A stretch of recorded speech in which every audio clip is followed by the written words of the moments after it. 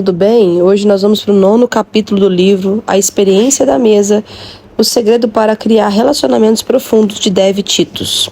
Relacionamentos renovados. Vamos fazer uma festa e alegrar-nos, pois este meu filho estava morto e voltou à vida. Estava perdido e foi achado. Lucas capítulo 15, 23 e 24.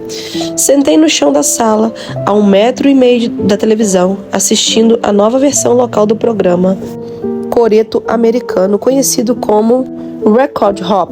Todas as terças à noite, o popular programa de dança começava com líderes de torcida das escolas da região. Os dançarinos contavam com alunos da escola. Naquela noite, meu colégio estava sob os holofotes. As líderes de torcida e as moças segurando pompons, vestidas com um uniforme preto, laranja e branco, marchavam para os seus lugares ao som do grupo de percussão. Os movimentos eram sincronizados e eu conhecia cada passo, cada pirueta, cada rodopio. Eu sabia o nome de cada menina. Assisti como se estivesse lá.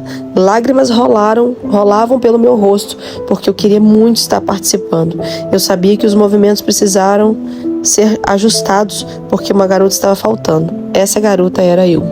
Meus pais não me deixavam participar dos bailes da escola, por isso não me permitiram fazer a apresentação naquele programa de dança ao vivo. Eles eram sinceros ao restringir minhas atividades e escolhas, mas aos 14 anos não consegui entender plenamente o amor e a proteção que estavam me estendendo. Nos meses seguintes, tomei algumas decisões sem o conhecimento de meus pais, porque não achava que aqueles adultos ultrapassados entendiam alguma coisa sobre a juventude da minha geração. Fiz planos secretos de ir a bailes e de fazer outras coisas que meus pais não aprovariam. Lembro-me vividamente da noite em que planejei escapar do quarto para ir com uma turma mais velha que eu mal conhecia a uma cidade vizinha passear pela rua principal.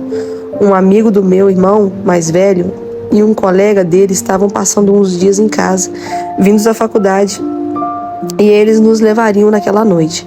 Meus amigos já haviam me convidado para fazer esse passeio muitas vezes, mas a maioria sabia que eu não tinha permissão para ir, então eles iam sem mim. Finalmente, dessa vez, eu iria junto. Tudo estava planejado. Meus amigos e eu combinamos que, se a luz do meu quarto estivesse acesa, seria um sinal de que não era seguro eu sair pela janela, porque mamãe e papai ainda estavam acordados. Se a luz estivesse apagada quando eles passassem de carro, era sinal para esperar enquanto eu saía pela janela, pois minha mãe e meu pai já estariam dormindo pesado. Na escola, naquele dia, eu estava muito empolgada por finalmente ter aquela experiência. Meus amigos e eu conversamos sobre o assunto, planejando e tecendo estratégias.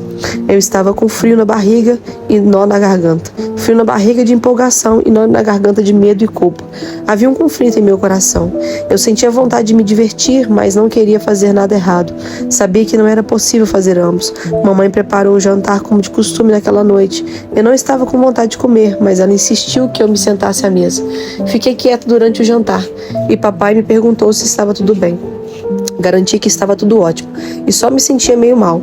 Lembro-me de ficar pensando em como meus pais eram maravilhosos e no quanto eu os amava. Sabia que se eles descobrissem o que eu estava planejando, ficariam magoados. Lá no fundo, eu não queria chateá-los. Não sei qual foi o assunto que nossa conversa à mesa, não sei qual foi o assunto da nossa conversa naquela noite. Sei que meu irmão estava no último ano do ensino médio e participava de todos os esportes. Papai era um grande fã de esportes, por isso nos nossos diálogos à mesa costumavam girar em torno dos Jogos de Noel naquele ano letivo.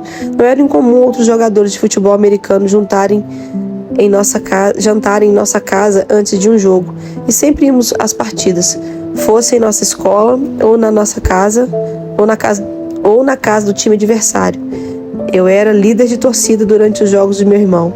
Sentia grande orgulho de ser irmã dele e não queria desapontá-lo. À mesa naquela noite, eu me sentia como duas pessoas. A irmãzinha caçula de um irmão que eu amava e adolescente de coração selvagem que queria se divertir. Como ser as duas? Eu fugiria pela janela às 11 da noite para voltar às 2 da manhã ou ficaria em casa. Não é de se espantar que meu apetite tinha ido embora. Era muita coisa para uma mocinha decidir. Conforme planejado, meus pais se deitaram no horário de costume e estavam com um sono profundo. Fui para o quarto e fingi estar indo dormir. Depois de ter certeza de que eles estavam dormindo, levantei e me vesti e dei continuidade ao meu plano. Com as luzes do quarto apagadas às 22h55, fiquei perto da janela, esperando o carro aparecer na estrada ao lado da cerca branca da nossa casa. Com a bolsa em mãos, estava pronta para minha primeira noite de diversão na rua. Vi os faróis se aproximando e virando perto da cerca. Congelei, meus pensamentos foram: não posso fazer isso, minha mãe e meu pai me amam demais, não posso fazer isso com eles. O que pensarão de mim se eu for pega? Meu coração estava acelerado. O carro lá fora continuava parado, esperando por mim. O plano estava funcionando, com exceção de algo inesperado. Eu me lembrei do jantar. O riso em volta da mesa de jantar naquela noite, os olhares amorosos, os planos para o dia seguinte, tudo me veio à mente. Depois de hoje, como serão os jantares para mim? Perguntei a mim mesma. Eu não sabia qual era a resposta, só sabia que não podia fazer aquilo. Fui para a porta do quarto, em vez de me dirigir à janela já aberta, e acendi a luz. Para meus amigos, isso significava que sair não era seguro para mim. Eles foram embora. Minha vida poderia ter tomado um rumo muito diferente com as consequências daquela noite. E se eu não tivesse me sentado com a família à mesa para jantar? Acender o interruptor foi uma decisão mais importante que já tomei. Fazer o jantar foi a decisão importante da minha mãe naquela noite. Aquela foi a última tentação do tipo que tive durante o ensino médio. Pouco depois, entreguei minha vida a Cristo e comecei a tomar decisões que agradavam a Ele e a meus pais. Meu relacionamento interior foi renovado com a minha família à mesa. Naquela noite, o conflito dentro de mim começou a se resolver. E a propósito, anos depois, meus pais disseram que se arrependeram de não terem me deixado ir ao programa de televisão com a equipe de líderes de torcida. Eu já os havia perdoado. Um lugar de restauração. Nenhuma experiência de vida substitui o vínculo e a significância criados ao se comer junto à mesa. Seja jovem, seja velho, quando uma pessoa passa por trauma, tentação ou embaraço, um convite para a mesa a leva a se sentir valorizada e seu senso de valor é restaurado. Você já se pegou fazendo algo impensável? Presa numa circunstância inesperada? Você contou uma mentira que não planejava ou disse coisas das quais se arrepende? Você reagiu em dissonância com seus valores pessoais e com quem você é de verdade? É extraordinário saber que não importa o que você enfrente durante o dia, uma briga feia com um colega de trabalho, um desentendimento com o cônjuge, uma explosão de impaciência com os filhos, existe graça à mesa quando você se senta à sua família para jantar. Você pode até ter orado e se arrependido enquanto voltava para casa, mas ao sentar à mesa, sabe que o pão da presença restaurará sua vergonha e seu arrependimento pela falta de autocontrole, e isso lhe proporciona grande alívio. O amor e a afirmação dos membros da sua família lhe dão coragem para enfrentar o amanhã com dignidade. Deixe-me compartilhar 3 exemplos bíblicos de pessoas cujos relacionamentos foram restaurados ao dividirem uma refeição. Pedro.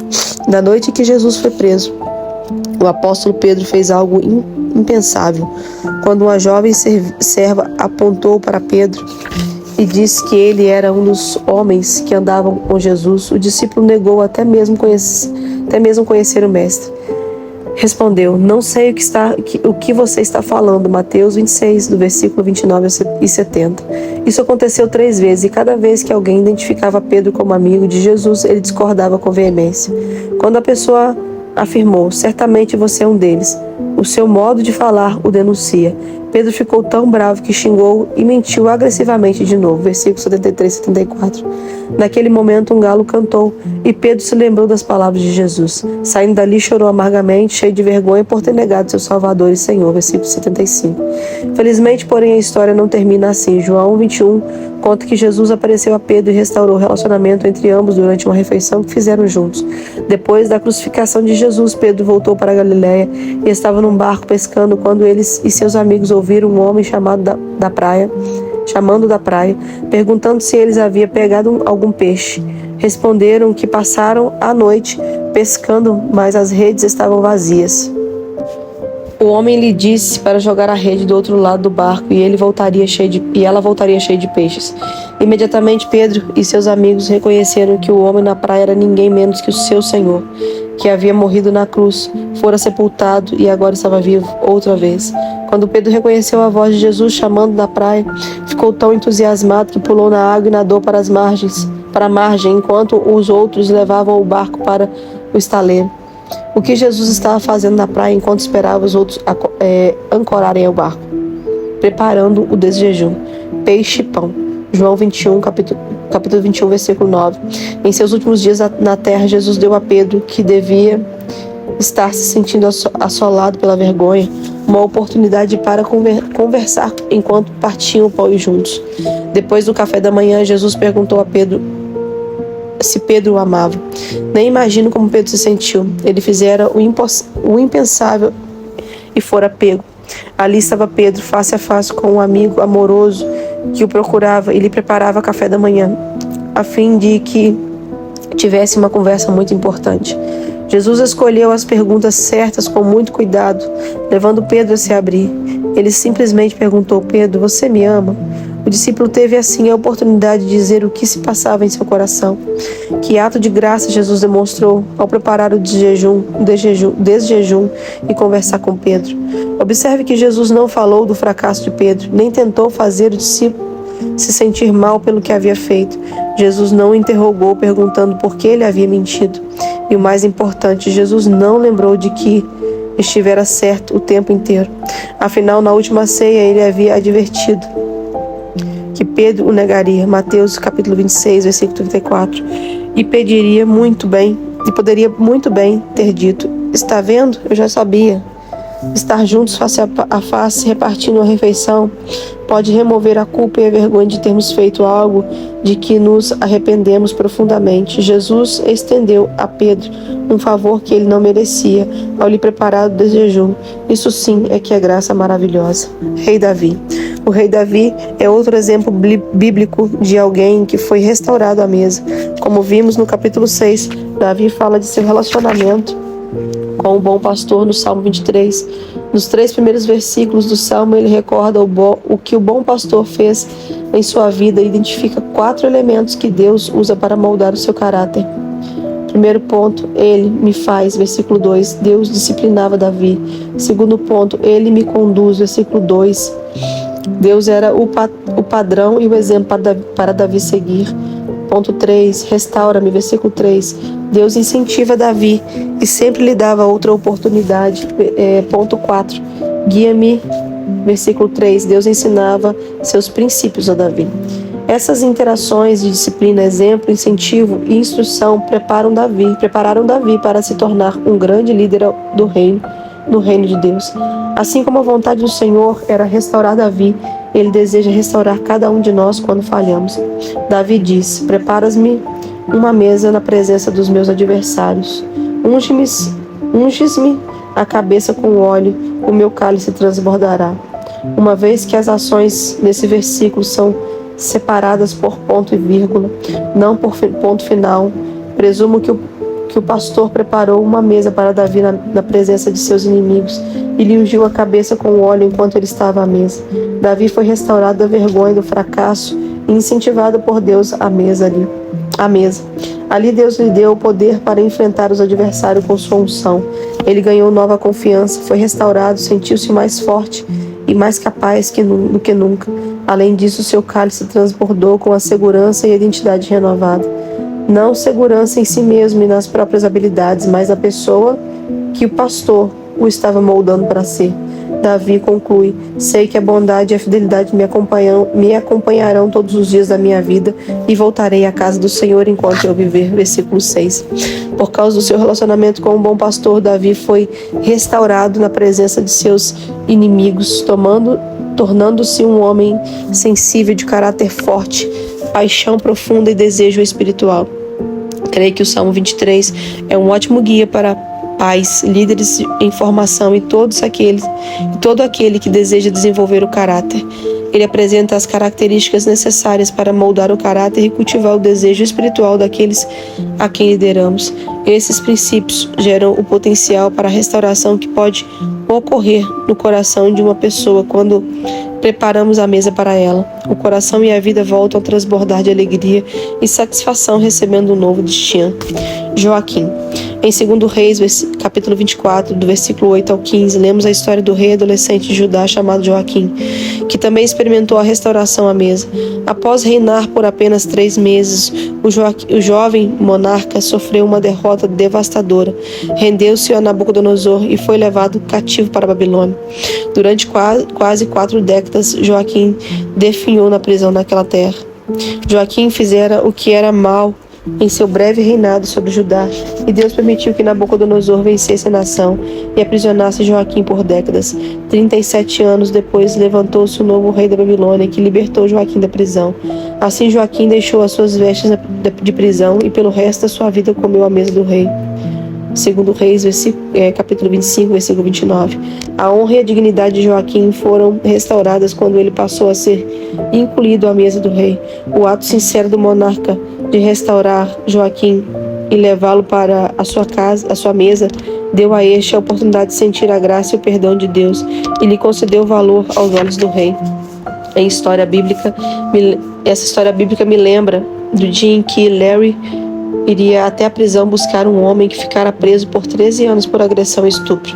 Ele tiraria suas roupas de prisioneiro naquele dia, e Larry e eu havíamos concordado em recebê-lo como hóspede em nossa casa por alguns meses, enquanto ele se adaptava à vida fora do confinamento da cadeia.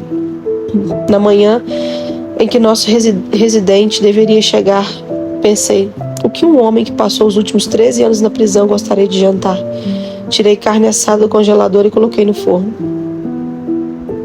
Rapidamente fiz 2 tortas de maçã, arrumei a mesa como de costume e prossegui em minhas várias atividades do dia. Assim que cheguei em casa naquela tarde, terminei os preparativos e chamei a família para jantar. Só nosso filho morava em casa naquela época, pois sua irmã já havia casado. Comemos na copa porque a cozinha era pequena demais para uma mesa com 4 pessoas. Chamei os rapazes para jantar e quando entramos na copa, nunca me esquecerei do que aconteceu. Meu marido Larry estava sentado assim como nosso filho Aaron. Gentilmente mostrei ao novo morador de nossa casa seu lugar à mesa. Ele se aproximou da cadeira e parou. Ficou ali como se os pés estivessem grudados no chão. Eu o incentivei a se sentar, pois a comida já estava na mesa e estávamos prontos para começar a comer. A carne assada e o molho madeira estavam quentinhos, assim como as batatas e cenouras. Mais uma vez pedi bondosamente a ele que tomasse seu lugar. Ele me olhou como se não tivesse me ouvido. Em seu rosto se encontrava uma expressão vazia, mas observei que seu queixo tremia. Ele disse: Dev, nunca sentei numa mesa como esta antes. O que ele queria dizer é que nunca havia jantado em casa com sua família, nem com a de ninguém. Nunca fora convidado para uma mesa arrumada, posta com toalhas, pratos iguais e talheres devidamente no lugar. Não posso deixar de imaginar que a vida desse homem poderia ter tomado um rumo diferente se a experiência da refeição tivesse feito parte da sua rotina diária. Ele cometera um ato terrível de violência sexual contra uma mulher que não conhecia. Não consigo compreender totalmente o desespero extremo que alguém deve sentir para forçar outra pessoa na tentativa de satisfazer seus desejos. Poderia ser uma maneira sórdida e doentia de preencher a necessidade essencial de conexão e amor, nem que fosse por um momento. Talvez a vida daquele homem pudesse ter sido bem diferente de sua mãe, ou seu pai simplesmente colocasse a mesa para a refeição e todos fizessem juntos. Enquanto esse ex-presidiário morou conosco, sua parte preferida do dia era o jantar, quando conversávamos, ríamos e amávamos. Um lugar de regeneração.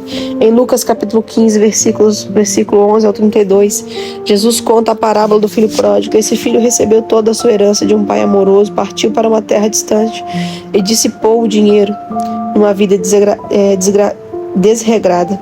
Certo dia, enquanto trabalhava nos campos, o pai olhou e viu o filho extraviado se aproximando de longe, arrastando os pés pela estrada poeirenta. O rapaz estava maltrapilho, despenteado, exausto e faminto, mas finalmente voltou para casa, arrependido do que fizeram.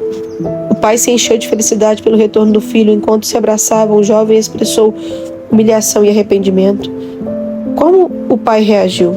Dando uma festa, convidando todos à mesa em homenagem ao filho restaurado, com imensa alegria e abundância, sem culpar ou acusar o filho pelo que ele fizera no passado.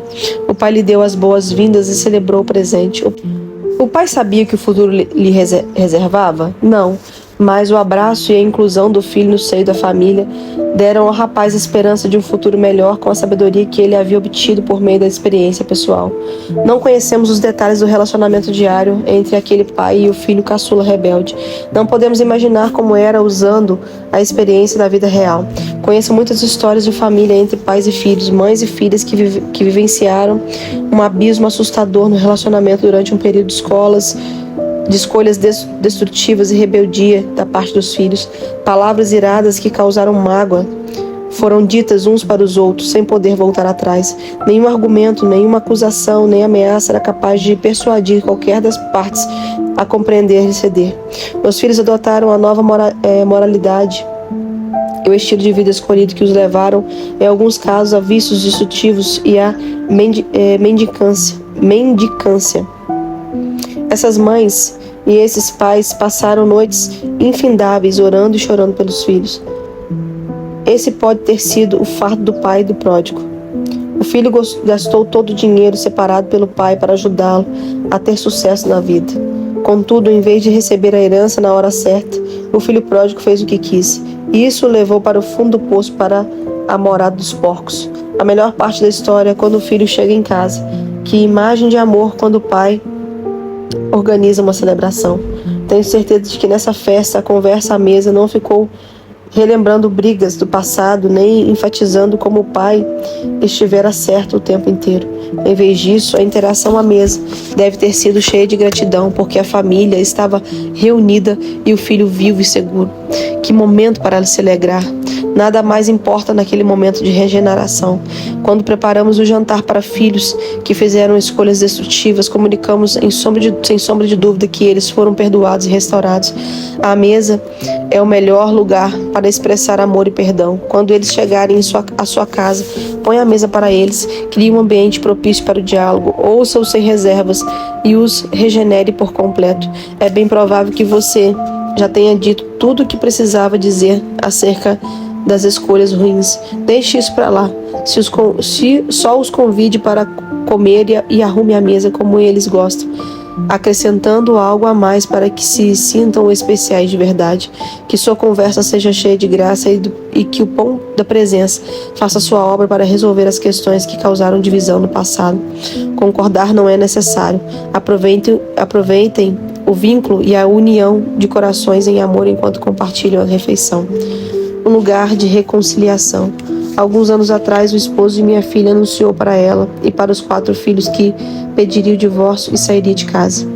Eles eram casados havia 18 anos. Ele não deu muitas explicações. Todos os membros da família ficaram em choque, temendo o futuro sem um homem a quem tanto amava.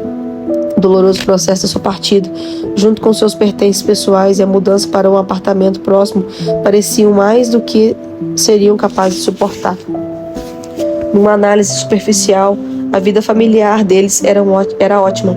Parecia um modelo de família cristã. O pai trabalhava duro por muitas horas, consolidando um negócio bem-sucedido.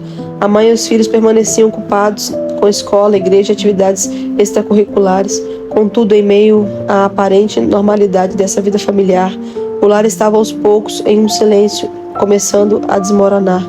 De maneira quase imperceptível, uma pequena fissura se abriu na santidade daquela casa. Uma das primeiras áreas que meu genro começou a negligenciar foi sua participação à mesa.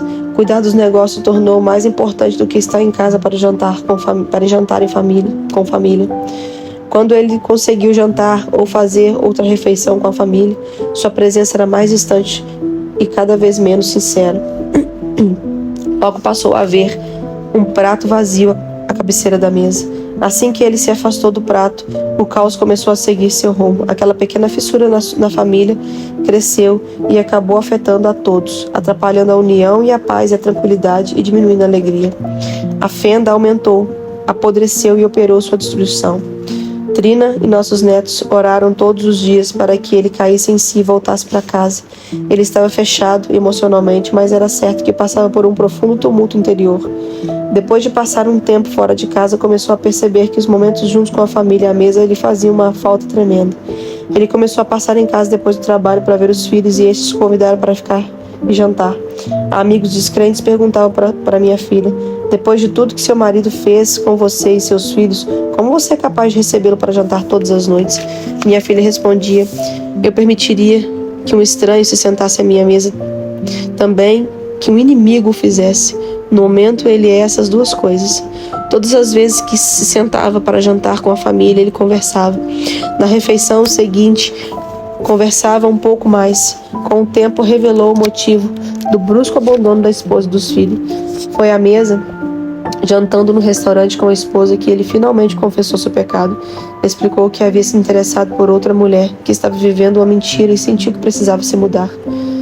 O excesso de trabalho, junto com o tempo gasto viajando longe da família, havia aberto uma pequena rachadura que cresceu e se alargou, até o calor da paixão ilícita destruir o precioso tecido da família. Foi à mesa que ele recebeu perdão. A conexão com a família e o poder do pão da presença à mesa atraíram meu genro de volta para o lar. Humilde e arrependido, admitiu ter negligenciado a família e seus deveres de marido, pai e homem cristão. Voltou para casa com a determinação de começar de novo, a fim de evitar esse tipo de comportamento no futuro, e todos o perdoaram.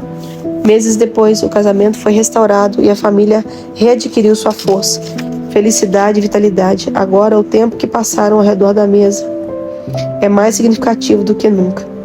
O tempo que passam ao redor da mesa é mais significativo do que nunca. Por causa da restauração plena, eles agora desfrutam a companhia dos netos, junto com os 4 filhos, cônjuges e futuros cônjuges. Eles têm um vínculo profundo, são uma família feliz quando se reúnem em torno da mesa. Experimentaram o poder verdadeiro de redenção e reconciliação. Uma necessidade. Alguns anos atrás fui convidada para falar em um congresso de primavera feito pelo Ministério das Mulheres de uma grande igreja. O auditório estava repleto de participantes que estariam ali na sexta à noite e em 2 sessões no sábado pela manhã. Eu era a oradora convidada daquele grande evento e o tema escolhido foi o título de um dos meus livros: A Experiência do Lar. Transforme sua casa num santuário de amor e num refúgio de paz. Falei sobre a convincente mensagem do princípio da mesa e centenas de mulheres responderam, fazendo o compromisso de priorizar sua agenda diária a fim de incluir refeições junto com a família à mesa de jantar. No sábado de manhã, enquanto eu era conduzida à sala para entrar no palco e proferir a segunda mensagem do fim de semana, fui detida no corredor por uma agradável senhora que me perguntou se podia me contar sua história. Ela prometeu ser breve e eu ouvi com atenção. Ela era mãe solteira e tinha 2 filhos, uma adolescente e um filho mais velho que tinha sido meio pródigo. Explicou naquela semana, o filho tomaram a decisão de voltar para casa. O apartamento era pequeno e, na ausência do filho, ela e a filha não se preocuparam em comprar uma mesa. Elas comiam com o prato no colo em frente à televisão. Com o retorno do rapaz, ela começou a sentir que eles deveriam ter uma mesa. Essa sensação insistente a levou a se dirigir a uma loja popular e comprar uma mesa barata com 4 cadeiras para eles se assentarem, para eles se sentarem e fazerem as refeições juntos. Adquiriu a mesa um dia antes de ouvir minha mensagem. Enquanto o filho de 19 anos montava a mesa, recebeu a ligação de um amigo convidando-o para sair naquela noite. Ele recusou, o amigo insistiu, o rapaz resistiu. A mãe o ouviu contar ao amigo que estava fazendo. Estou montando uma mesa que minha mãe acabou de comprar para nosso apartamento. O amigo perguntou por quê. Ele respondeu com firmeza, porque eu preciso. Aquela mãe me contou que seu filho sentiu a necessidade instintiva de participar no processo de providenciar uma mesa para sua família pela primeira vez. Os 3 comeram juntos naquela noite. Foi a primeira experiência de jantar juntos à mesa em seu lar. Os modos do rapaz à mesa não eram muito bons, nem os da irmã, mas a mãe decidiu que quando a filha começasse a inclinar a cabeça, apoiando-a só nos pés terceiros, em vez de dizer o que ela não deveria fazer, manteria a experiência à mesa positiva, dando sugestões do que fazer. Ela disse que se a menina mantivesse a cadeira firme no chão, duraria mais e não quebraria. A filha logo aceitou a dica, sem ficar na defensiva, pois estava orgulhosa do novo jogo de mesa com cadeiras. No dia depois que sua família se assentou à nova mesa, ela participou do congresso de mulheres e me ouviu falar sobre o princípio da mesa. Naquele momento, compreendeu que algo sobrenatural transparecia no coração de cada um deles. O potencial se revelava nos membros daquela família, potencial para amar, perdoar e aceitar uns aos outros. Reflexões à mesa. Como você acha? Número 1. Como você acha que Pedro se sentiu depois de negar conhecer Jesus e ser um de seus seguidores? Número 2. O que Jesus fez para Pedro se sentir valorizado outra vez? Número 3. Quando Davi se sentiu temeroso por causa da opressão de seus adversários, o que o bom pastor fez para acalmar seu coração? Número 4. De que maneira a vida de Davi foi transformada por se sentar à mesa? Número 5. Quem se tornou um estranho e inimigo em seus relacionamentos? Que passos que precisa dar para restaurar esse relacionamento?